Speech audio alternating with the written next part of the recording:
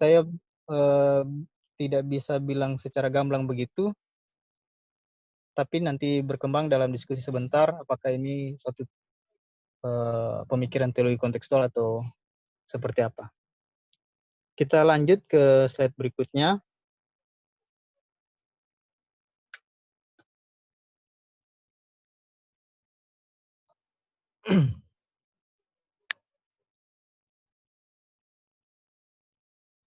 Halo, Lid. Oke. Nah, latar belakang kenapa penelitian ini dilakukan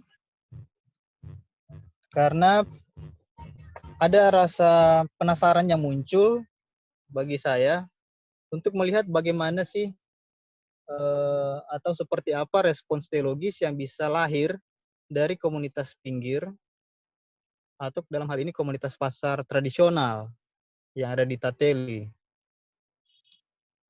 Karena banyak sekali penelitian yang berkembang sekarang berkaitan dengan COVID-19 dan para pedagang, tapi penelitian-penelitian itu lebih banyak mengarah kepada penelitian ekonomi ataupun penelitian sosial lainnya. Jarang sekali ada penelitian teologi yang bicara mengenai bagaimana komunitas pinggir ini menghadapi pandemi COVID-19. Ada penelitian teologi atau studi kekristenan yang bicara mengenai pandemi COVID-19, tapi fokusnya pada ibadah online ataupun ibadah virtual. Nah, dalam penelitian saya, yang saya fokuskan adalah teologis yang lahir dari para pedagang pasar tradisional menghadapi COVID-19 yang adalah pandemi global. Nah, nasib dari para pedagang pasar tradisional itu di masa darurat menjadi menarik. Karena rupanya di masa pandemi COVID-19 ini, yang mereka hadapi bukan cuma masalah kesehatan, tetapi juga masalah finansial atau ekonomi. Yang kedua problem ini akan menjadi dilema dalam setiap pengambilan keputusan dari para pedagang itu, sehingga refleksi iman ataupun ekspresi iman yang lahir dari mereka itu menjadi penting untuk dibicarakan. Nah, respons teologis itulah yang menurut saya membuat mereka mampu bertahan atau resilient terhadap situasi yang mengkhawatirkan ini. Respons teologis yang seperti apa, itu nanti akan berkembang dalam studi etnografi yang saya lakukan dalam kehidupan komunitas pedagang pasar tradisional di Tateli. Lanjut ke slide berikutnya.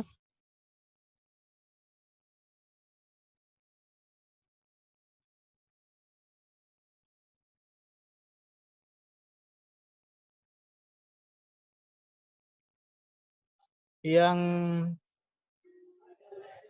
perlu diperhatikan dalam penelitian ini adalah metode yang saya gunakan atau pendekatan penelitian yang saya gunakan untuk menggali data, melakukan observasi, itu adalah metode atau studi etnografi.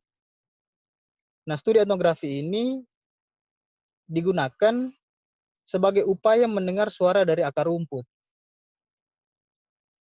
Jadi kalau biasanya kita memahami teologi yang berkembang di masyarakat dalam menghadapi suatu fenomena tertentu, biasanya yang dipakai oleh peneliti itu adalah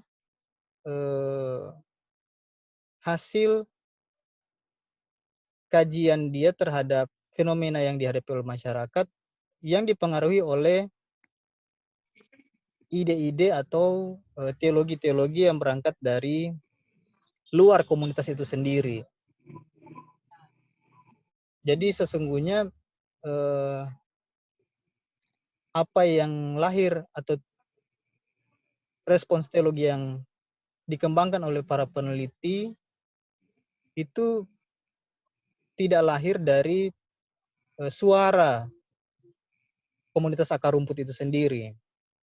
Nah, saya menggunakan etnografi dari James Bradley untuk memahami apa sih yang sebenarnya terjadi, apa yang mereka alami, apa yang mereka rasakan, dan bagaimana kehidupan mereka di tengah pandemi, serta respons teologis yang seperti apa yang dimunculkan. Jadi fokusnya tetap di respons teologis, bukan pada persoalan ekonominya, bukan pada persoalan gesekan sosialnya di antara pedagang, tapi di situasi yang pelik itu respons teologis apa kira-kira yang diambil. Nah, tentu etnografi memerlukan waktu yang cukup panjang dalam melakukan observasi sampai pada pengolahan data. Saya dimudahkan menggunakan etnografi karena lingkungan Pasar Tateli itu ada di lingkungan tempat tinggal saya sekarang. Jadi saya bisa ikut berpartisipasi seperti yang dikatakan oleh James Bradley. Etnografi itu adalah suatu studi yang mengedepankan partisipan observation.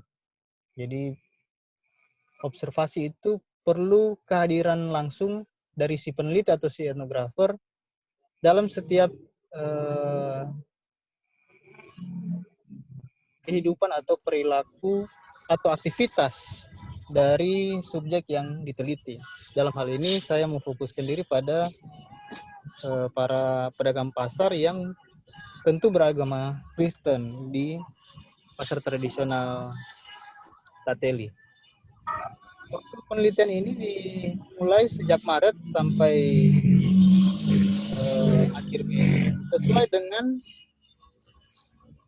durasi atau penetapan status darurat COVID-19 di Sulawesi Utara yang dikeluarkan oleh gubernur atau ditetapkan oleh Gubernur Sulawesi Utara sejak 16 Maret sampai 29 Mei. Jadi sejak Maret itu saya sudah mulai memerhatikan, melakukan observasi, berinteraksi, terlibat dalam aktivitas para pedagang. Tapi seperti yang dikatakan oleh James Bradley dalam etnografi yang dia kembangkan, saya bisa memilih ada di posisi apa dalam melakukan studi etnografi. Apakah saya akan memilih terlibat penuh, atau pasif, atau moderat, atau sama sekali hanya menjadi penonton. Nah, dalam hal ini, posisi saya ada pada etnografer atau peneliti yang berada pada posisi moderat. Jadi memberikan batas, meskipun saya terlibat dalam keseharian mereka dalam pasar itu atau lingkungan itu, tapi tidak mengikut sertakan diri dalam kegiatan-kegiatan spesifik yang mereka lakukan, misalnya berjualan ataupun merokok dan seterusnya. Jadi mengambil jalan tengah dan membatasi diri. Nah, etnografi yang dipakai diharapkan dapat menggali respons teologis para pedagang pasar, sehingga apa yang saya pikirkan dalam metodologi etnografi ini itu bisa melahirkan teologi yang berasal dari bawah. Ya, para teolog kontekstual Asia, misalnya Kosuke Koyama, Chon Seng Song, dan lainnya itu sangat mengedepankan teologi dari bawah ini. Teologi yang berkembang dari suara akar rumput atau suara komunitas. Akan berbeda memang apa yang dihasilkan nanti, karena respons teologis yang menjadi hasil dari studi ini memang tidak dipengaruhi oleh peneliti. Jadi saya menghargai setiap ungkapan teologis, katakanlah begitu, dari para pedagang ini dalam rangka bagaimana mereka bisa bertahan dan mengatasi pandemi COVID-19 ini. Kalau teologi kontekstual kan apa yang didapatkan dari lapangan itu kemudian dikaji, lalu peneliti merumuskannya dalam suatu konsep teologis. Nah, apakah ini bisa menjadi teologi lokal yang bisa bermanfaat bagi perkembangan atau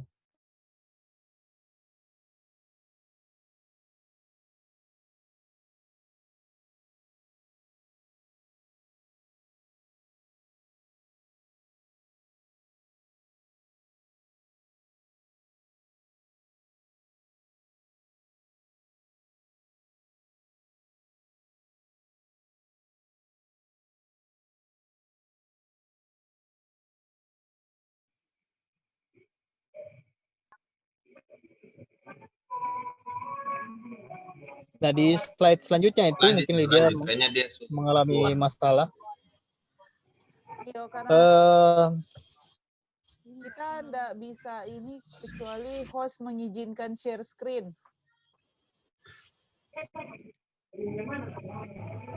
Oke. Jadi kita lanjut saja sementara Ya, menyelesaikan lanjut persoalan saja. teknis itu.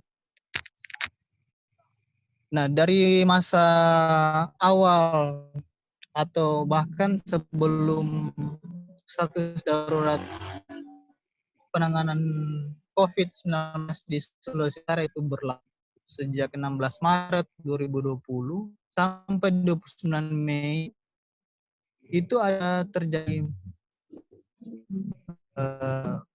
semacam dinamika respon teologi dari pedagang pasar ini untuk merespons atau menghadapi COVID-19 ini.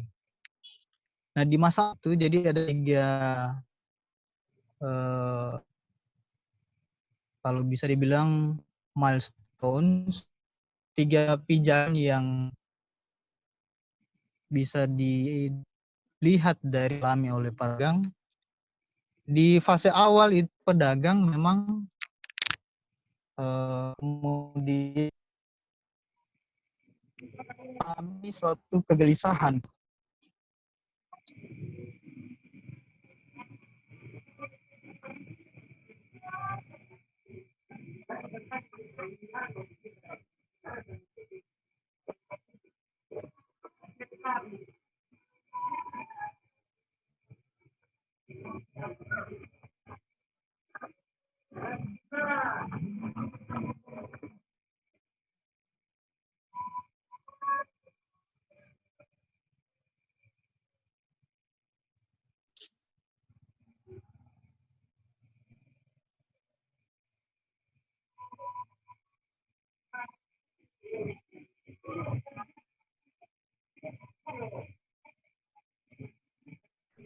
Sepertinya pembicara juga lagi masalah jaringan sepertinya ya. Cek. Oh iya, silakan lanjut. Oke. Aduh, memang kita ini berhadapan dengan masalah jaringan yang luar biasa. Nah, di periode awal status siaga darurat COVID-19 diberlakukan di Sulawesi Utara, para pedagang tiba-tiba merasa kebingungan dengan apa yang sedang terjadi. Dari pengamatan dan beberapa pembicaraan saya dengan mereka, memang status yang telah ditetapkan oleh gubernur itu menjadi perbincangan di antara para pedagang karena mereka tidak tahu apa yang sebenarnya terjadi. Memang corona sudah beberapa kali diberitakan dan mulai awal Maret itu di televisi itu sudah mulai diberitakan, tapi dalam keseharian mereka para pedagang ini ketika mereka menonton TV, berita-berita itu tidak terlalu diperhatikan karena mereka sesungguhnya memerlukan hiburan ketika selesai bekerja. Ya biasa nonton sinetron dan hal-hal yang menghibur lain. Nah, COVID-19 yang tiba-tiba menjadi status darurat di Sulawesi Utara mengakibatkan ditutupnya pasar untuk sementara. Nah, penutupan pasar ini berlaku sama dengan masa status darurat itu. Jadi dari 16 Maret sampai 29 Mei itu pasar tetap ditutup. Nah, bagi para pedagang ini sesuatu yang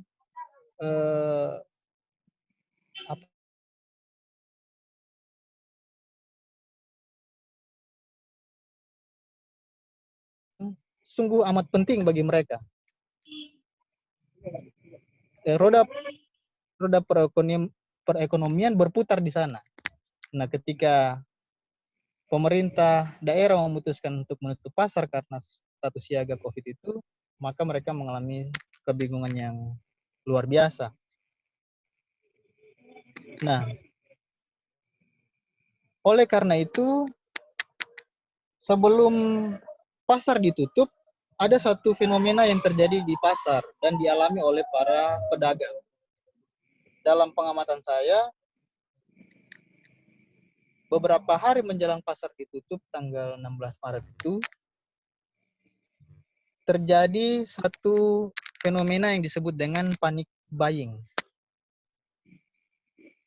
Nah, panic buying ini bagi para konsumen mungkin dalam tanda kutip menguntungkan. Jadi saya tidak mendalami apa yang dirasakan oleh para konsumen yang datang di pasar. Panic buying mungkin di benak para konsumen dalam tanda kutip menguntungkan. Tapi bagi para pedagang yang merespons pemberitahuan bahwa pasar akan ditutup itu juga melakukan sesuatu yang disebut dengan panic selling. Jadi kalau konsumen itu panic buying karena konsumen atau masyarakat sekitar tahu pasar akan ditutup, berbelanjalah mereka bahan pokok sebanyak mungkin untuk bisa ditampung di rumah gitu. Nah, para pedagang juga merespons berita penutupan itu dengan melakukan atau terjadi sesuatu yang dinamakan dengan panic selling. Jadi menjual sebanyak-banyaknya dengan harga serendah-rendahnya begitu. Nah, tentu ini merugikan bagi para pedagang karena meskipun barang dagangan lumayan banyak terjual, tapi keuntungan yang diharapkan tidak sesuai atau tidak sama dengan yang biasa mereka terima. Atau bahkan bisa dibilang bukan keuntungan yang diterima, tapi hanya pada modal pokok itu yang kembali. Jadi cuma modal pokok yang kembali, tidak ada profit di sana. Jadi ada panic buying dari konsumen dan ada panic selling dari para pedagang. Nah, ketika itu masa sebelum beberapa hari sebelum pasar ditutup. Saat pasar ditutup, situasi dilematis dialami oleh para pedagang beberapa minggu kemudian gitu. Setelah tidak ada aktivitas di pasar, beberapa lorong masuk perkampungan di Tateli itu ditutup. Mungkin teman-teman juga mengalami ada portal-portal yang tiba-tiba ada di beberapa akses jalan masuk. Situasi dilematis dialami oleh para pedagang. Beberapa minggu setelah pasar ditutup, mereka kemudian bertanya atau merasakan, bertanya dengan keluarga, kemudian merasakan situasi yang dilematis ini. Kalau mereka tidak berjualan, tidak ada pendapatan. Kalau mereka berjualan, maka akan berhadapan dengan COVID. Jadi sangat dilematis. tidak berjualan risiko perekonomian keluarga mati, berjualan berisiko pada kesehatan, dan waktu itu kan tingkat penularan dan jumlah orang yang positif cukup meningkat. Jadi ada risiko kematian di sana. Tidak berjualan mati dalam tanda kutip, berjualan mati, berhadapan dengan kematian. Dua-dua akan berhadapan dengan kematian. Nah, situasi dilematis maju kena mundur kena ini yang dialami oleh para pedagang. Nah, dari situlah, dari beberapa minggu setelah pasar ditutup, otomatis kan ketika pasar ditutup, studi etnografis tidak berlaku lagi di pasar, tapi di lingkungan di sekitar pasar di mana para pedagang kebanyakan tinggal. Gitu. Terdengar suara atau omongan dari para tetangga. Ada kebetulan tetangga saya yang juga berjualan di pasar, bertanya mengapa bisa begini. Itu yang biasanya kalau dalam teologi kontekstual Gereja Tinggi bilang itu berteologi mengapa. Atau pertanyaan-pertanyaan seperti itu biasa disebut dengan teodise. Kenapa bisa begini? Bagaimana dengan kehidupan mereka? Bahkan ada yang bilang, siapa dan Tuhan kok begini? Begitu. Siapa bisa begini Tuhan? Itu kan respons teologi. Teologi. Nah, kita akan melihat nanti kenapa mereka bisa berteologi awal saat si COVID itu dilakukan, kemudian ditutup. Teologi ini yang muncul, respons teologis ini yang muncul. Bertanya kenapa seperti ini Tuhan, apa yang terjadi? Mereka kebingungan. Nah, lanjut di slide berikutnya itu,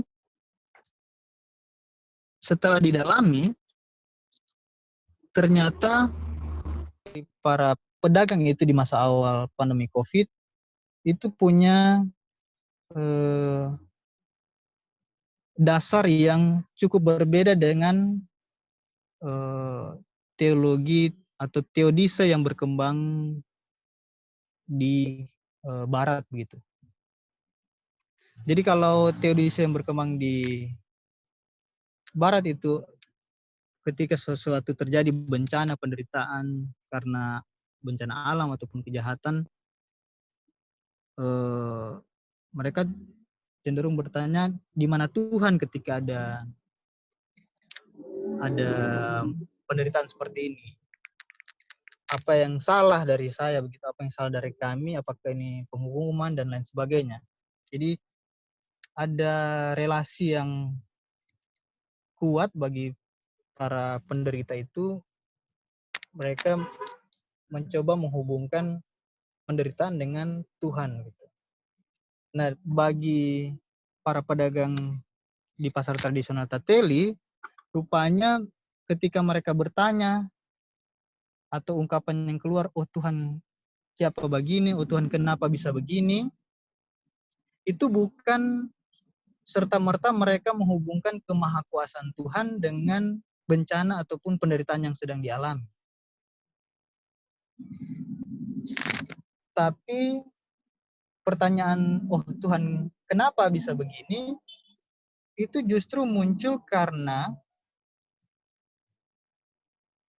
kebingungan mereka bagaimana harus bertahan di situasi seperti ini.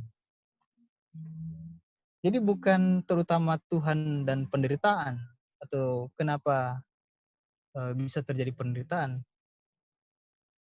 Mereka bisa bertanya, oh Tuhan siapa dan kumbagini dalam bahasa Manado yang sering mereka ungkapkan itu. Bukan karena mereka meragukan atau mencoba mencari tahu dari mana asalnya COVID ini, apakah karena manusia yang salah, bukan. Pertanyaan itu muncul karena kebingungan mereka bagaimana harus bertahan di situasi yang dilematis tadi. Tidak berjualan perekonomian semakin terpuruk karena mereka kebanyakan tidak punya pekerjaan sampingan. Mau berjualan tidak bisa, ataupun kalau memaksakan diri berhadapan dengan penularan virus yang sangat berisiko. Kenapa mereka tidak serta-merta menghubungkan penderitaan dengan kemahakuasaan Tuhan? Rupanya ada suatu pengalaman masa lalu di tahun 2014 yang menjadi alasan mereka kenapa mereka tidak langsung menghubungkan apa yang terjadi, bencana COVID-19 itu, dengan kemahakuasaan Tuhan itu. Di mana Tuhan ketika mereka sedang berhadapan dengan COVID-19? Ketika mereka juga sedang berada dalam situasi dilematis. Nah, di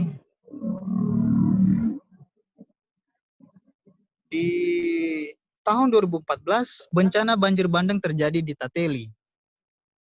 Dan itu merusak banyak rumah di pinggiran sungai, termasuk pasar. Karena pasar ini ada di pinggiran sungai. Pasar juga ditutup waktu itu. Situasi yang sama dialami dengan yang sekarang. Jadi sama-sama pasar ditutup. Tapi kenapa respons teologisnya berbeda? Karena rupanya waktu pasar ditutup karena banjir bandang 2014 itu, mereka juga bertanya, karena baru pertama kali itu mereka mengalami bencana besar, banjir bandang dan terdampak langsung. Pertanyaan Theodise itu muncul waktu itu. Dan saling bertanya, Tuhan, kenapa begini? Ini karena apa? Apakah ini hukuman? Nah, itu muncul di tahun 2014. Tapi tidak lama dari bencana banjir itu, pasar mulai pulih, begitu. Pasar mulai beroperasi kembali, roda perekonomian mulai berputar. Nah, pemulihan pasar itu, dibukanya pasar, beroperasinya pasar, itu dianggap atau diyakini karena kemurahan Tuhan. Jadi ketika ada bencana, waktu 2014 itu memang mereka mengalami kehancuran secara mental dan secara finansial juga karena pasar ditutup. Tapi mereka juga mengalami pemulihan yang mereka yakini itu dari Tuhan. Jadi persoalan bencana kemudian dihayati dan diyakini bahwa Tuhan akan memulihkan, gitu. Nah, sehingga di pandemi COVID-19 ini, ketika mereka saling bertanya, Tuhan, kenapa bisa seperti ini? Itu bukan atau tidak lagi dihubungkan dengan penghukuman ataupun Tuhan yang marah dan lain sebagainya. Tapi itu hanya ekspresi kebingungan mereka. Jadi bertanya begitu bukan karena krisis iman, tapi karena kebingungan bagaimana harus bertahan di situasi dilematis itu.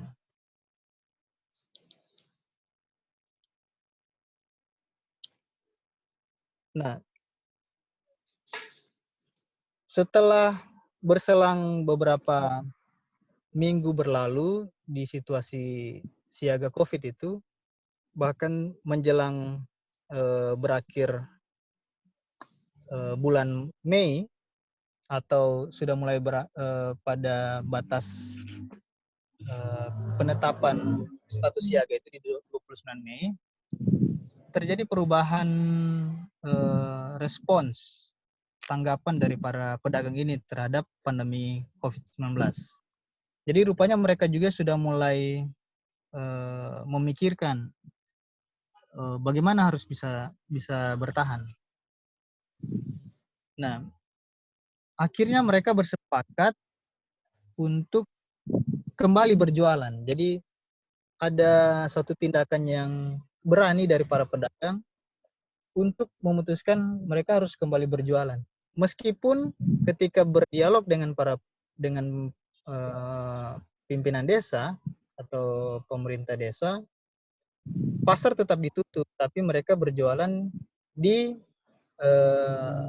tempat lain kira-kira 150 meter dari pasar. Pasar tetap ditutup, tapi mereka bisa berjualan. Bagi mereka tidak masalah mereka berjualan di mana. Yang pasti tetap sudah mulai harus berjualan, meskipun kecil-kecilan. Kenapa? Karena saat mereka terus disosialisasikan, mereka harus bekerja dari rumah, berdiam diri di rumah, membatasi aktivitas di luar rumah, mereka berpikir bahwa kalau berdiam diri di rumah, karena mereka tidak punya pekerjaan lain, memang ada bantuan yang diberikan, bantuan langsung tunai itu, tapi tidak menjamin mereka bisa bertahan sampai kapan dengan bantuan itu. Ketika mereka bertahan dan berdiam diri di rumah, ada yang bilang begini, memang mungkin bukan COVID-19 yang akan diderita, tapi karena stres, tidak ada penghasilan, perputaran ekonomi keluarga tidak berjalan, maka yang akan dialami mungkin bukan sakit karena COVID, tapi karena sakit darah tinggi, kolesterol naik, pengaruh dari stres yang mereka alami di rumah. Jadi mau di rumah pun akan sakit. Nah, dari situlah mereka memutuskan untuk kembali berjualan. Apakah mereka tidak takut dengan COVID atau tidak khawatir dengan COVID? Tentu mereka khawatir. Oleh karena itu, mereka tetap berjualan sambil memerhatikan protokol kesehatan. Saat ditanyakan bagaimana ketika berjualan, karena kan mereka kemudian mulai berinteraksi dengan banyak orang, bagaimana nanti jika tertular saat berjualan? Mereka hanya bilang, ya semua Tuhan sudah mengatur, biarlah Tuhan yang mengatur gitu. Biarlah terjadi. Karena kalau mereka pulang, berdiam diri di rumah, ya situasi dilematis itu yang akan dialami lagi. Jadi tetap lebih baik berjualan, mengambil resiko, berinteraksi dengan orang, asal perputaran ekonomi tetap berjalan. Jadi memasrahkan sepenuhnya kepada Tuhan. Yang penting mereka tetap patuh pada protokol kesehatan. Ketika mereka berisiko tertular COVID-19, ya mereka hanya bilang, biarlah Tuhan yang mengatur. Saya pikir refleksi ini sama dengan apa yang dikatakan oleh Maria, makanya judul paper ini Fiat Voluntas Tua. Biarlah terjadi padaku sesuai perkataan jika Maria mendengar berita dari malaikat dia akan mengandung dan melahirkan Yesus. Maria hanya bilang, aku ini hamba Tuhan. Segala resiko yang mungkin dia akan alami di tengah kehidupan sosial, ya biarlah terjadi begitu. Terjadilah kehendak Tuhan. Dia menghadapi satu resiko karena dia tiba-tiba mengandung, tentu ada sanksi sosial mungkin yang akan dia terima di kehidupan.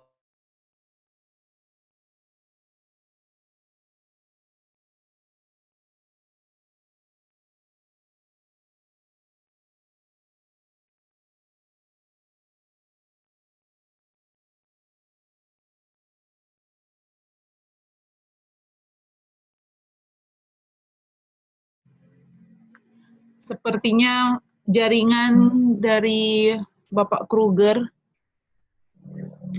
Kita menunggu sebentar ya teman-teman. Oke, maaf tadi putus. Ya begitulah. Daripada nanti mau putus lagi. saya sudahi saja. Nanti kita diskusikan. Jadi paper ini sekali lagi merupakan bagian dari book chapter di Pusat Studi Agama, Pluralisme, dan Demokrasi UKSW Salatiga. Jadi mungkin dengan diskusi ini ada banyak hal juga yang bisa jadi masukan bagi saya untuk mengembangkan paper ini. Begitu, jadi teologi yang berangkat dari para pedagang itulah yang saya sebut dengan teologi kepasrahan.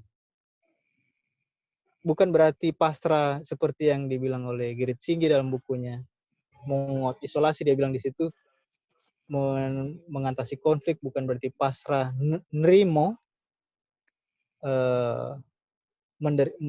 mengakrabkan diri dengan penderitaan, tapi bagi para pedagang pasar, berpasrah itu kepada Tuhan ketika mereka memutuskan untuk kembali berjualan, itu suatu gerak aktif untuk menghidupkan kembali roda perekonomian keluarga.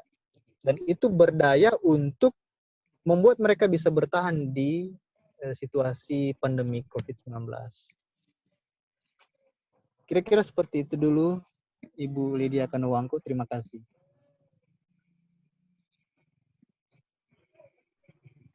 Baik, terima kasih kepada Pak Kruger telah memaparkan materi yang sangat menarik bagi kita di malam hari ini dan juga membuka cakrawala berpikir kita ya dalam kajian teologi, khususnya teologi kontekstual, dan bagaimana komunitas pasar itu menitik beratkan pada teologi kepasrahan atau fiat voluntas tua dalam menghadapi kondisi pandemi saat ini. Nah, teman-teman sekalian, kita akan membuka sesi diskusi, sesi tanya-jawab, dan diberikan kesempatan kepada teman-teman yang akan memberikan pertanyaan. Saya akan batasi sesi pertama ini dengan 3 penanya.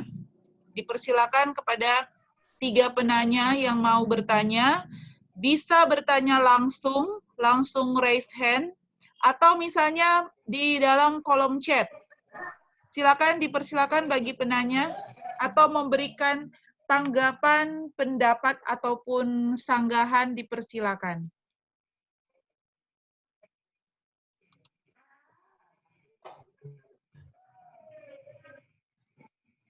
Di sini banyak, sepertinya di diskusi ini didominasi oleh teman-teman para teolog-teolog ya, baik teolog-teolog di usia-usia middle age sampai yang young theologian. Dipersilakan, apakah ada pertanyaan atau tanggapan? Di sini ada ya teolog-teolog yang sudah ada namanya.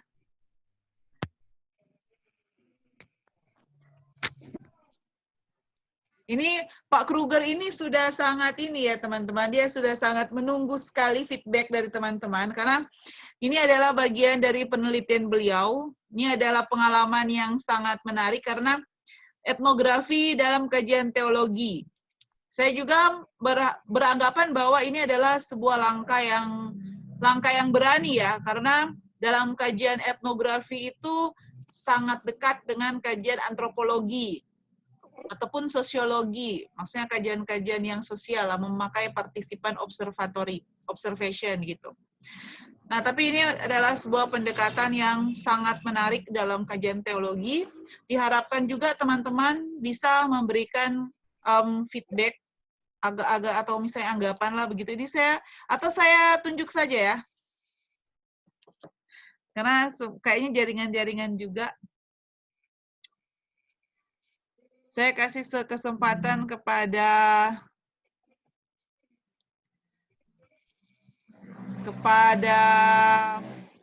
Kak Lady.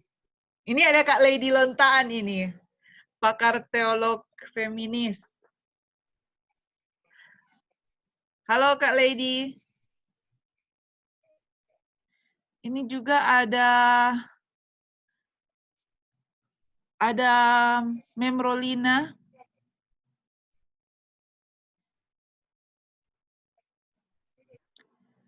Silakan. Ini saya ngomong-ngomong suara saya kedengaran apa tidak ini?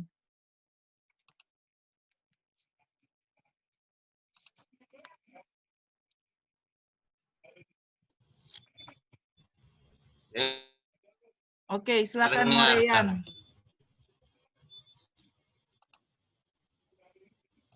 Bukan ada pertanyaan dari Hana. Oke, silakan, tapi suaranya putus-putus ini.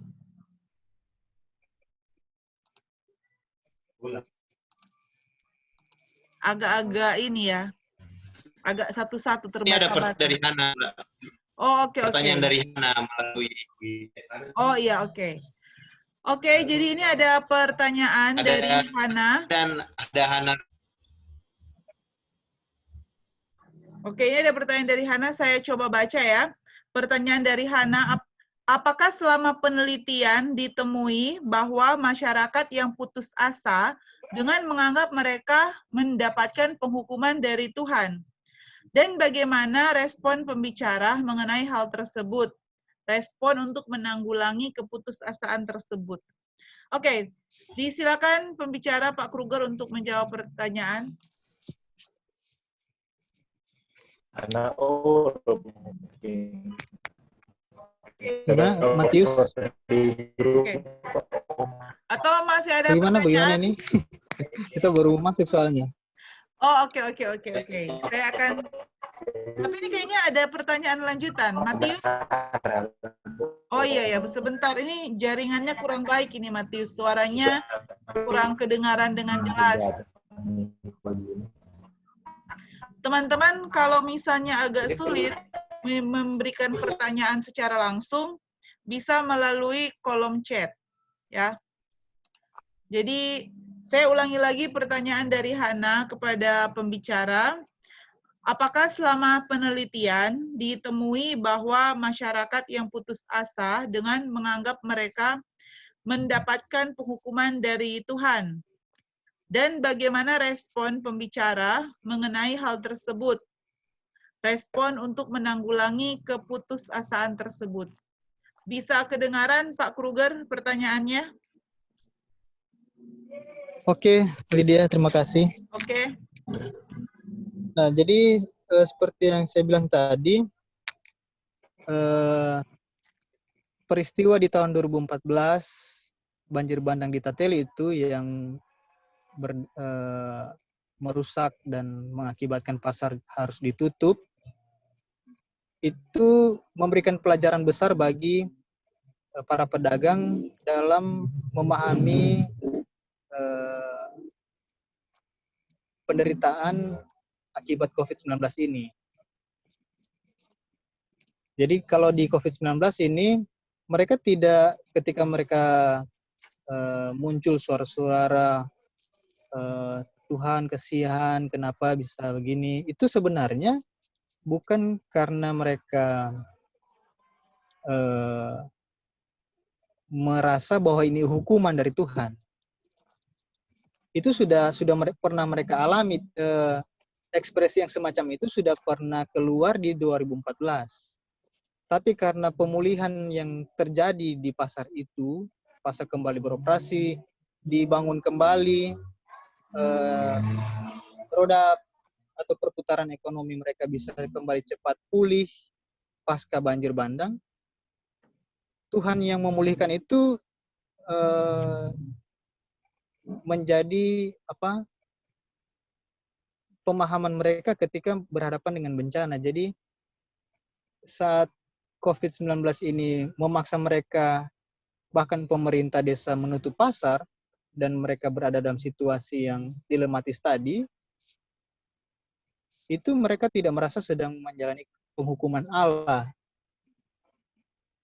Mereka mengeluh begitu, bertanya atau saling mensupport satu dengan yang lain, kasihan Tuhan kenapa bisa begini, dan seterusnya. Banyak narasi-narasi yang muncul.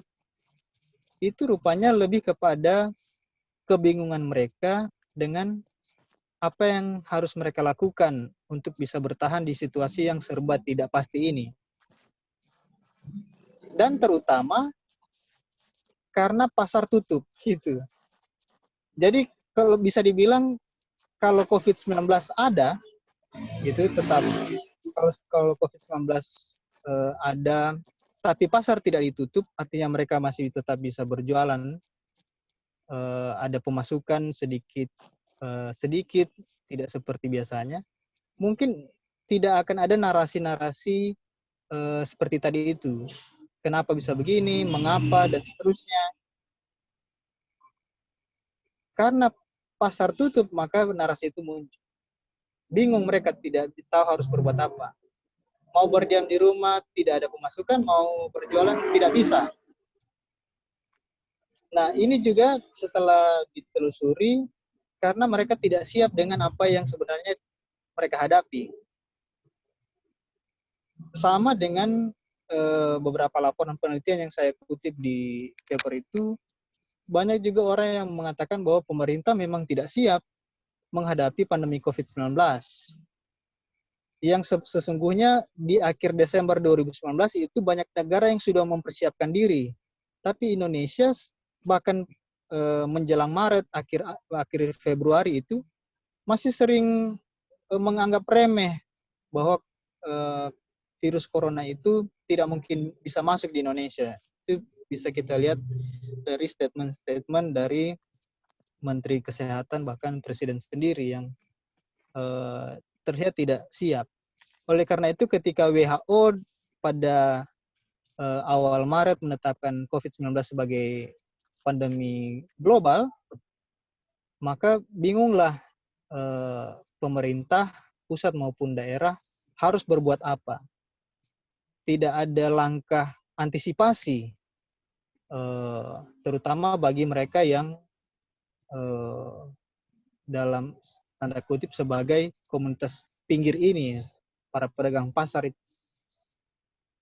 Ya, dengan cepat mereka memutuskan untuk memberikan pembatasan aktivitas termasuk menutup pusat keramaian, termasuk pasar. Padahal efeknya bisa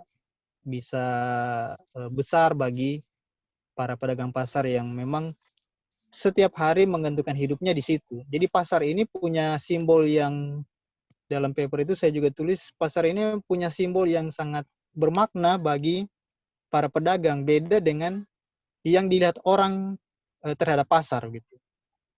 Terutama pasar tradisional. Banyak orang yang memberikan stigma negatif terhadap pasar tradisional, katanya kumuh, tidak aman, dan seterusnya. Tapi apapun stigma itu, bagi para pedagang pasar tradisional, pasar itu jantung bagi mereka. Pusat kehidupan ada di sana. Itu yang saya temukan dalam penelitian ketika berbicara dalam studi etnografi itu.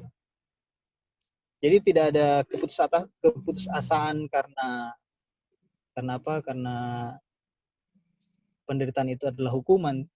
Tidak ada narasi itu sebenarnya dalam pemikiran mereka.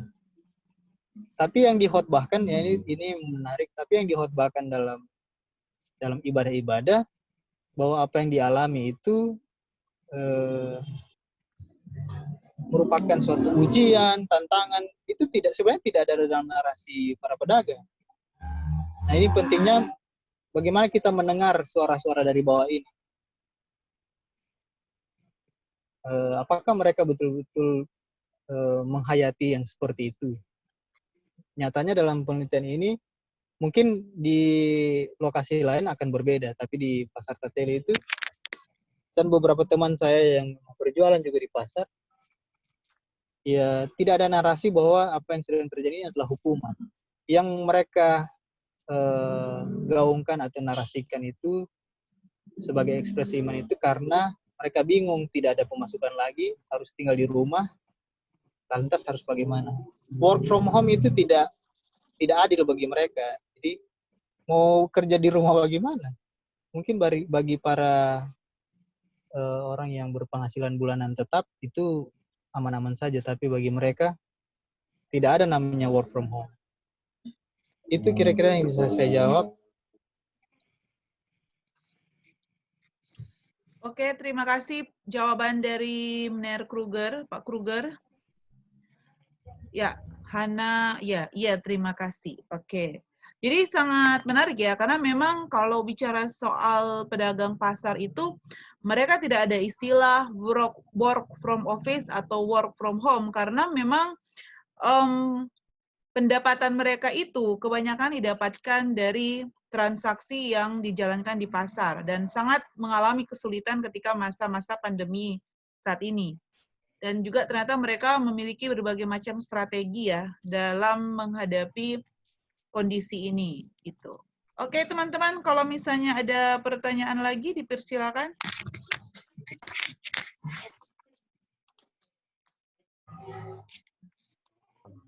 Halo, Mem. Oke, silakan. Ini kalau nggak salah Raimli ya. Ya, saya baca sesuai dengan nama Iya, dulu. Mem. Ya, silakan Raimli. Suara dapat dengar, Mem? Jelas, Mem, atau Jelas, putus-putus, jelas, Mem? jelas. Langsung saja ke pertanyaannya. Ya. Terima kasih. Langsung saja, Mem. Materi yang disampaikan oleh Ner Kruger di hari ini, saya teringat waktu, nggak tahu tahun berapa itu, tapi di AKN pernah dilaksanakan seminar, kalau nggak salah teologi milenial kalau nggak salah, dan waktu itu saya ikut seminar yang berbicara tentang teologi bencana. Kalau nggak salah disampaikan oleh salah satu dosen dari Ambon. Nah, teologi bencana itu dilihat dari sudut pandang masyarakat yang kena musibah gunung meletus kalau tidak salah, dan masyarakat menganggap itu sebagai suatu hukuman dari Tuhan. Nah, mengapa saya katakan demikian? Mengapa peneliti waktu itu mengatakan demikian? Karena diteliti, walaupun mereka mengatakan bahwa ini adalah bencana alam yang sudah diperingatkan, tetapi mereka sebelumnya sudah mengetahui dalam pemikiran mereka dan dalam pemahaman mereka bahwa sebagai manusia berdosa, mereka pasti akan dihukum oleh Tuhan. Jadi oleh sebab itulah kenapa bencana alam yang terjadi pada saat itu dikaitkan dengan hukuman Tuhan. Nah, mungkin itu perbedaannya dengan teologi pasrah dari Ner Kruger ini. Nah, yang menjadi juga pertanyaan, yang menjadi juga pemikiran yang masih membayang-bayangi, mungkin tidak dapat didapati alasan mengapa mereka tidak mengaitkannya dengan hukuman Tuhan, karena seperti yang disampaikan tadi, peneliti memberikan batasan-batasan untuk penelitian ini. Kalau mungkin diteliti sampai masuk terus, mungkin akan didapati. Karena pada dasarnya, orang beragama itu pasti telah ada doktrin yang tertanam dalam pemikiran mereka yang mengatakan bahwa apapun nantinya, dalam bentuk apapun itu, sebagai manusia, pasti akan ada hukuman. Ini berdasarkan apa yang saya dengar dari seminar itu, dan ada PDF-nya yang dikirim. Nah, tapi menarik juga, ini menjadi suatu perbandingan dengan teologi bencana, karena ini tidak dilihat dari sudut pandang teologi yang saya katakan tadi. Nah, dari satu sisi juga ada hal positif yang dapat diambil dari sudut pandang saya, yakni di tengah-tengah komunitas agama Indonesia, dengan adanya bencana seperti pandemi ini, seperti meredam hal-hal yang sering terjadi di Indonesia. Misalnya, bukan misalnya, tapi hal yang paling konkret adalah tentang pertikaian antar agama. Dilihat-lihat bahwa pertikaian antar agama selama pandemi ini minim sekali, bahkan hampir tidak terjadi. Bukan tidak terjadi, tapi hampir tidak terjadi. Tapi minim, berkurang dari tahun-tahun sebelumnya. Karena mengapa? Seluruh agama di Indonesia itu melebur dengan situasi saat ini. Jadi bukan berarti pandemi yang terjadi juga ini selamanya negatif, tapi berkaca dari pandemi ini, dilihat juga dari apa yang sering terjadi di Indonesia, kita juga harus melihat sisi positifnya. Salah satunya tentang meredamnya pertikaian-pertikaian antar agama. Nah, apa hubungannya dengan yang terjadi di pasar yang diteliti ini? Sebenarnya antara komunitas pasar dengan gereja yang dipaparkan tadi sepertinya tidak ada hubungan baik. Makanya yang dikatakan peneliti tadi, mereka lebih senang bekerja sendiri, mencari hidup sendiri daripada work for home. Sebenarnya gereja bisa membantu pedagang-pedagang untuk bekerja walaupun tidak berjualan di tempat biasanya. Begitu. Jadi berkaca dari situ, rupanya gereja menutup diri tentang keadaan pedagang-pedagang. yang ada di Pasar Tateli. Mungkin seperti itu, Mem. Terima kasih. Baik, terima kasih. Terima kasih tanggapan dari Remli. Ini sangat menarik ya, karena memang kalau bicara soal pandemi ini sebenarnya adalah juga bencana. Kalau tadi yang dikatakan oleh Remli itu teologi bencana yang berkaitan dengan bencana alam, kalau ini bencana non-alam. Dan juga bagaimana bagaimana adanya hubungan yang eksklusif antara gereja dan juga komunitas pasar. Oke, saya akan meminta tanggapan kepada pembicara, tapi saya akan membaca dulu. Jadi sekalian ya, tanggapan dari Remli. Setelah itu, saya akan membaca chat dari Pak Gede. Setelah itu akan ditanggapi sekalian dari pembicara. Pembicaranya masih ada kan? Oh, ada. Oke, jadi ini pertanyaannya dari Pak Gede. Ini ada beberapa pertanyaan. Yang pertama, sebagai masyarakat ya, nah itu saya lupa Tateli itu urban atau rural. Bagaimana mereka menegosiasi kondisi pandemi? Apakah bahasa religius mendominasi refleksi mereka? Atau justru mereka mencari sesuatu yang berbeda? Yang kedua, kalau terjadi gap antara apa yang disampaikan oleh pejabat gereja dan apa yang mereka pahami sebagai pedagang, berarti ada soal dengan berteologi gereja, bahwa yang gereja sampaikan tidak sesuai dengan pergumulan warga gereja. Yang ketiga, apakah tidak ada perubahan habitus pedagang pasar dari model analog tradisional ke model digital atau online? Oke. Dipersilakan kepada pembicara Pak Kruger untuk menanggapi tanggapan dari Remli dan juga pertanyaan dari Pak Gede. Dipersilakan kepada pembicara. Oke, terima kasih Lydia. Terima kasih juga buat Ramli, bukan Remli. Ramli dan Oh iya ya, Ramli ya. Kak Gede. Nah, ya kalau yang saya terima dari mereka itu,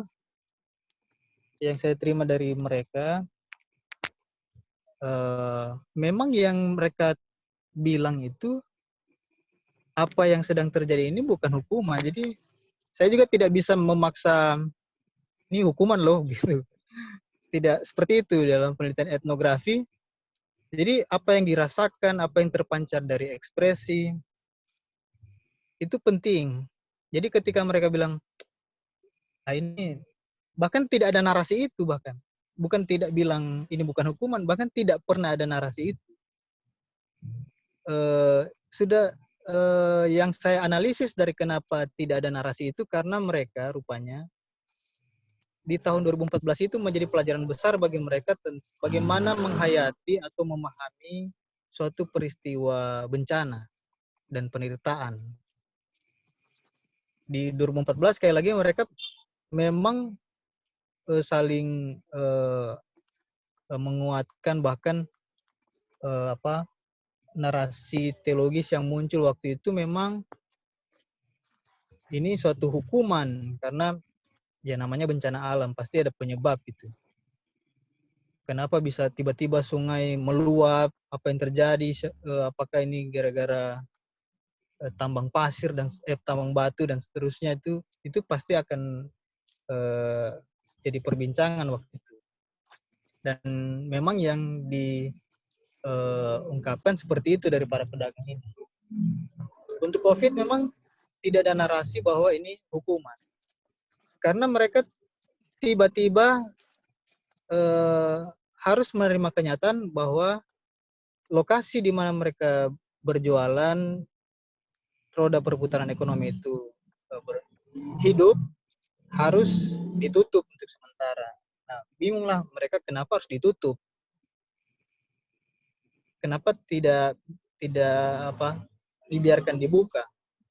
Jadi ungkapan-ungkapan itu sebenarnya lahir bukan karena mereka krisis atau memahami ini mereka sedang diuji atau sedang dihukum, tapi lebih kepada persoalan ekonomis. Bayangkan saja sekarang ini, jadi lepas dari periode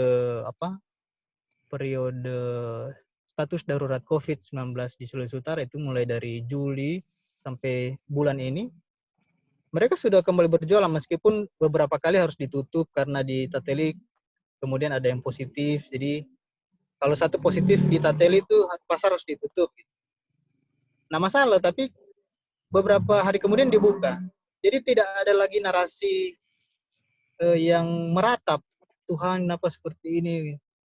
Pokoknya bagi mereka yang paling penting adalah pasar jangan sampai ditutup. Gitu. Jadi ada pertimbangan ekonomis memang dalam hal ini.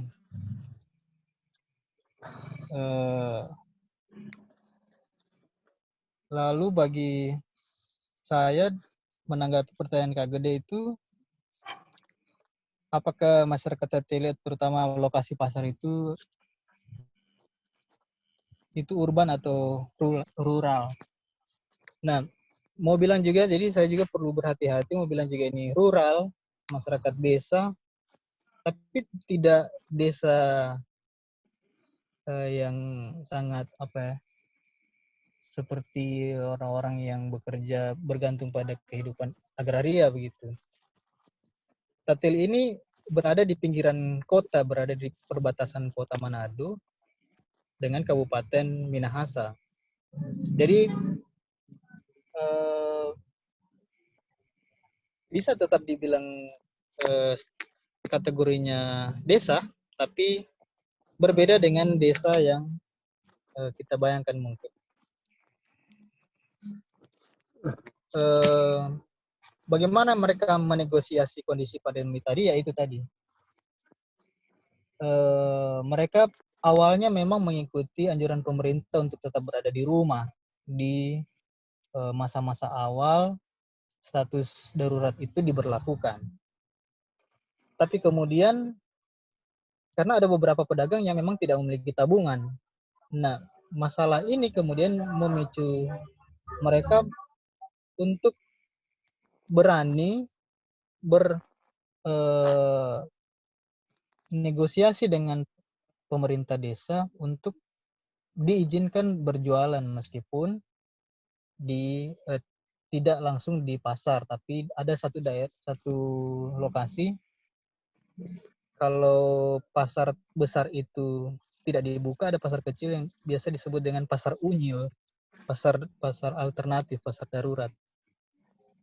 Nah, mereka berjualan di situ dengan berbagai risiko tentunya. Bahasa religius yang mendominasi refleksi para pedagang ini, ya tadi itu tidak ada narasi atau bahasa religius yang mengatakan bahwa ini hukuman dari Tuhan. Di akhir-akhir darurat COVID itu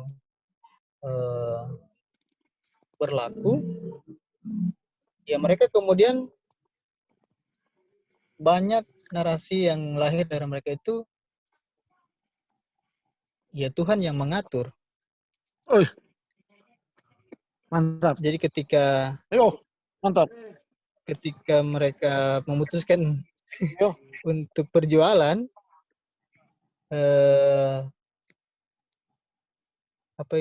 kita terdistraksi. Apa yang kita bilang tadi itu? Mereka memutuskan berjualan, mengambil resiko, berhadapan dengan pandemi, dengan penularan COVID-19.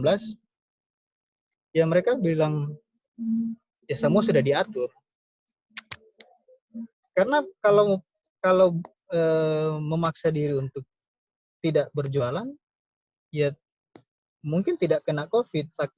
Sakitnya bukan karena COVID, tapi sakit karena stres, kemudian jadi darah tinggi. Karena stres, imun melemah, dan kemudian bisa jadi COVID juga. Jadi sangat dilematis bagi para pedagang pasar ini. Tidak ada perubahan gaya berjualannya dari tradisional ke online, ya karena mereka tidak terbiasa dengan itu, ada beberapa yang kemudian membuka lapak di depan rumah, tapi itu sangat kecil. Jadi tetap tradisional lagi. Tidak ada peralihan dari model analog ke digital seperti yang dikatakan oleh Kak Gede tadi. Nah, soal gereja tadi ada narasi yang berbeda yang dibawa oleh gereja dengan narasi yang berkembang di komunitas. Itu memang persoalan kebanyakan dari gereja seperti itu. Karena gereja tidak sering, bahkan jarang atau tidak pernah turun ke komunitas untuk bertanya, melakukan penelitian, apa yang sedang digumuli oleh komunitas. Nah, itu yang menjadi bahan gereja untuk berteologi. Kira-kira itu dari saya, menanggapi Kak Gede juga Ramli. Baik, terima kasih tanggapan dari Pak Kruger mengenai tanggapan dan juga pertanyaan dari Ramli dan juga Pak Gede. Nah, teman-teman sekalian, untuk kita tidak untuk mempersingkat waktu, karena kita kan selesai pukul 10 malam, jadi kita langsung saja ke sesi yang kedua, karena ini sudah ada pertanyaan. Jadi yang akan dijawab oleh Pak Kruger nanti adalah pertanyaan yang sudah ada di chat. Jadi ada 3 pertanyaan dari Andre Manumpak, dari Matius, dan juga dari Kak Lady. Saya akan membantu untuk membaca dari chat. Yang pertama, pertanyaan dari Andre Manumpak. Apakah ini hukum Allah? Kita kembali dalam ini kayaknya perspektif Ayub yang suka mengeluh kepada Allah. Melainkan kitalah yang suka mengeluh kepada Allah. Bukannya Tuhan maha baik dalam kehidupan kita. Dan kita seakan membilang ini adalah hukuman Tuhan, seperti para pedagang. Pertanyaan yang kedua dari Matius, izin bertanya karena jaringan. Dari hasil penelitian menunjukkan bahwa adanya konstruksi sosial dari pemerintah dan gereja. Oleh karena itu, bagaimana kontribusi teologi yang ditawarkan? Terima kasih. Nah, yang berikut dari Kak Lady. Maaf, langsung aja ya. Pertanyaannya, apa usulan konkret peneliti atau pemateri bagi gereja setempat dalam menyikapi teologi kepasrahan sebagai respon teologis komunitas pasar ini? Oke, sudah dapat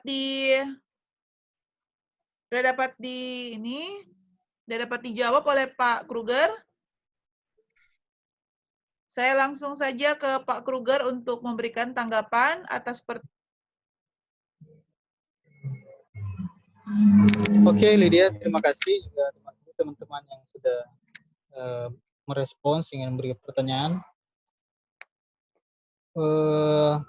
Saya kurang jelas dari pertanyaan dari Andre itu, tapi mungkin bagi dia apa yang diekspresikan sebagai sebagai respons teologis dari para pedagang ini patut diapresiasi karena mereka tidak menganggap ini sebagai hukuman Tuhan gitu. Ya, tentu pandangan ataupun ekspresi yang timbul atau respons teologis yang lahir dari para pedagang ini tidak lepas dari dinamika sosial, bahkan pengalaman mereka setiap hari. Di lokasi berbeda pasti akan memunculkan respons teologis yang berbeda pula. Tidak ada yang salah ketika orang menganggap bencana itu penderitaan, adalah bagian dari penderitaan, tidak ada yang salah dengan itu. Tapi yang saya mau lihat dalam penelitian saya ini, apakah narasi-narasi yang berkembang ketika bencana itu muncul selama ini, misalnya tadi itu bencana adalah bagian hukuman, apa kita mendapatkan ujian dari Tuhan karena bencana ini, itu juga ada dalam kehidupan para pedagang pasar tradisional di Tateli. Rupanya agak berbeda ekspresi atau respons teologis yang mereka keluarkan sebagai bagian dari upaya mereka bertahan dalam situasi pandemi. Nah,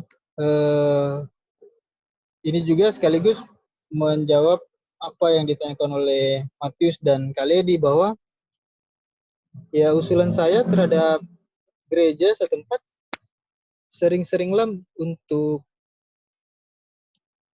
turun ke komunitas, berbicara dengan mereka, sehingga narasi teologis yang keluar atau yang mau dibangun atau yang mau dikembangkan oleh gereja itu memang khas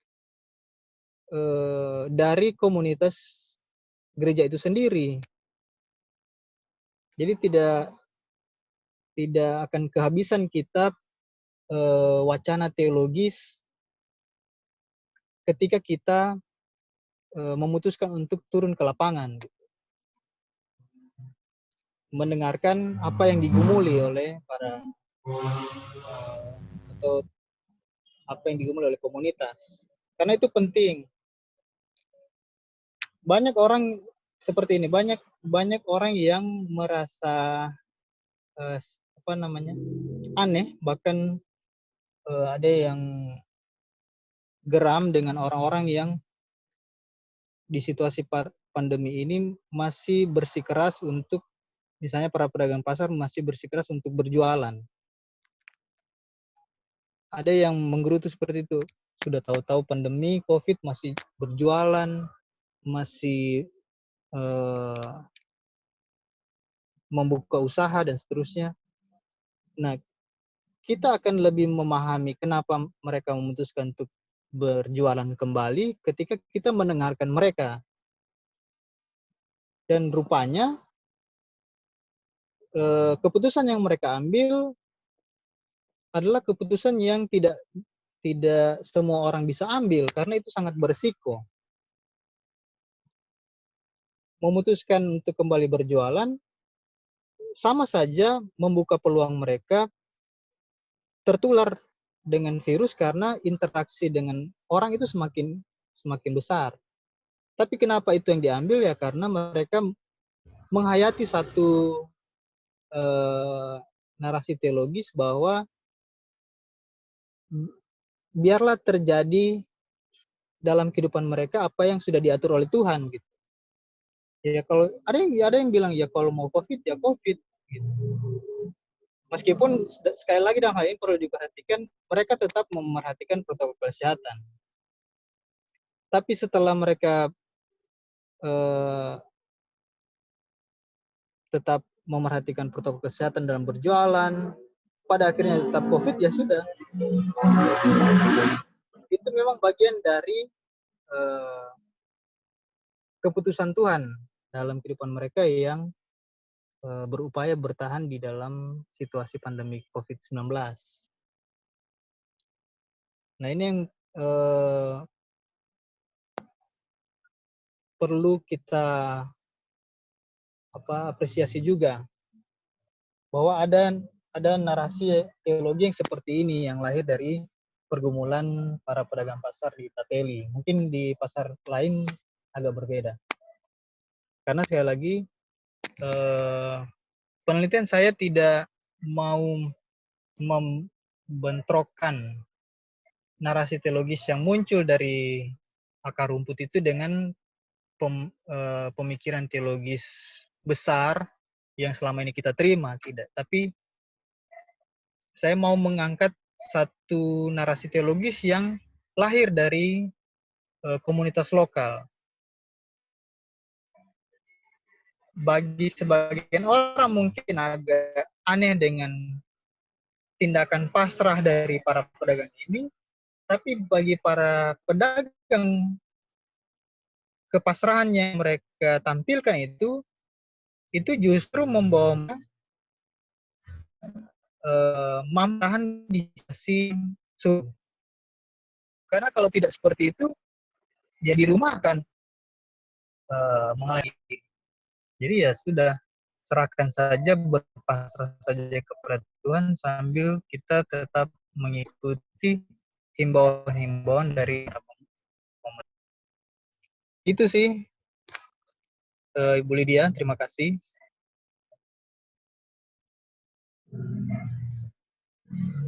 Baik, terima kasih respon dari Pak Kruger mengenai dari pertanyaan-pertanyaan yang diberikan. Memang menarik mengenai teologi kepasrahan ini ya, teman-teman, karena memang kita biasanya melihat bagaimana bencana sebagai hukuman dan bagaimana ini adalah bukan sebuah hal yang hanya diterima begitu saja, dan pada akhirnya ada tindakan-tindakan resiliensi dan mungkin adanya resistensi yang dilakukan oleh pedagang. Saya pikir ya, dengan pedagang pasar terus berdagang di masa pandemi, ini adalah merupakan bentuk resistensi juga dari para pedagang itu. Saya sangat tertarik dengan hal yang terjadi ya, bagaimana gereja ternyata harus bersikap lebih inklusif untuk mendengar dan juga memahami kebutuhan-kebutuhan dari komunitas akar rumput, khususnya komunitas pedagang pasar, begitu. Apalagi di masa-masa pandemi saat ini. Nah, baik teman-teman sekalian, diskusi kita begitu menarik ya malam hari ini, karena ternyata ketika berjalannya waktu semakin banyak pertanyaan-pertanyaan, dan juga saya berharap diskusi ini bisa memberikan kontribusi teologis dan juga memperdalam kajian teologis kita dan juga memperluas cakrawala berpikir kita dalam menghadapi dinamika perubahan-perubahan di dalam masyarakat. Nah, sekarang ini kita akan mendengarkan closing statement dari Pak Kruger sebagai bagian penutup dari forum diskusi kita pada malam hari ini. Dipersilakan kepada Pak Kruger untuk memberikan closing statement-nya. Ada closing statement ternyata ya. Nah, ini kayak debat pilkada. Oke, coblos nomor berapa terserah, nggak boleh. Oke, terima kasih. Ya, jadi bagi saya, ya tentu penelitian ini perlu dikembangkan, perlu didiskusikan lebih banyak supaya lebih kaya lagi. Tapi paling tidak saya sudah berusaha untuk memulai satu teologi yang bisa kita pelajari dari para komunitas akar rumput. Jadi kita sebagai, terutama mereka aku sebagai teolog itu, ketika berteologi di lapangan ternyata banyak juga hal yang bisa kita terima dari para komunitas di bawah untuk dikembangkan sebagai suatu teologi yang mungkin baru ataupun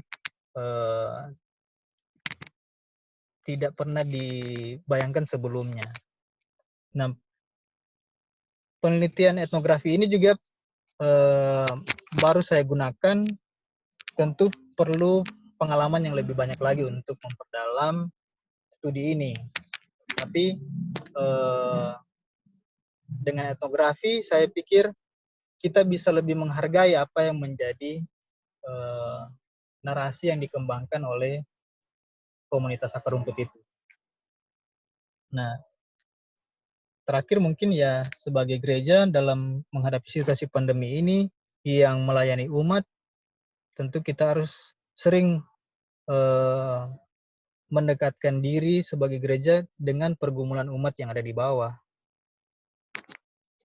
Gitu, supaya narasi religius yang dikeluarkan atau yang dikembangkan oleh gereja dalam peribadatan, dalam pelayanan konseling, khotbah, semuanya itu memang berangkat dari pergumulan lokal komunitas gereja yang dilayaninya. Itu saja sih closing statement saya. Jangan lupa tanggal 9 Desember. Ada yang minta paper, nanti tunggu saja diterbitkan oleh Pusat Studi Agama, Pluralisme, dan Demokrasi UPSU. Gitu, terima kasih. Oke, terima kasih Pak Kruger atas pemaparannya yang begitu menarik dan juga begitu menantang. Apalagi untuk kajian-kajian teologi. Pada akhirnya kajian teologi sudah mulai turun gunung ya, dari mimbar-mimbar yang maha kudus, dengan menggunakan kajian-kajian etnografi. Dan saya juga mau menutup diskusi kita pada malam hari ini, dan bagi teman-teman yang membutuhkan materinya, tahun depan penelitian ini akan dipublikasikan dalam bentuk book chapter. Jadi ada buku dengan memiliki berbagai macam tema yang akan dikaji dalam berbagai macam perspektif. Dan salah satunya tulisan dari Pak Kruger ini mengenai teologi kepasrahan. Dan juga saya sebagai moderator mengucapkan terima kasih kepada Pak Kruger Tumiwa yang sudah memberikan waktunya berbagi kepada kita di malam hari ini dalam forum diskusi Ombak, Omongan Biblika Kekinian. Dan pada akhirnya ya teman-teman, teologi kepasrahan yang diberikan tadi, ini adalah sebagai simbol resiliensi dari para komunitas pedagang pasar, dan juga sebagai bentuk resistensi terhadap kondisi pandemi. Dan ini menitik beratkan pedagang pasar adalah subjek aktif. Gereja harus bersikap proaktif dan memberikan pelayanan gerejawi yang harus inklusif. Oke, terima kasih teman-teman untuk hari ini yang sudah memberikan waktunya juga. Teman-teman mau bergabung dalam diskusi kita. Semoga kita bisa bertemu lagi dalam diskusi Ombak 2 minggu depan. Jadi, kalau teman-teman tertarik dengan diskusi Ombak yang tertutup juga, bisa mengirimkan email dalam deruombak09@gmail.com. Nanti akan ada oleh Hana untuk membagikan alamat ya. Jadi email ombak deruombak09@gmail.com bagi teman-teman yang mau tertarik untuk bergabung dengan diskusi Ombak tertutup. Oke, jadi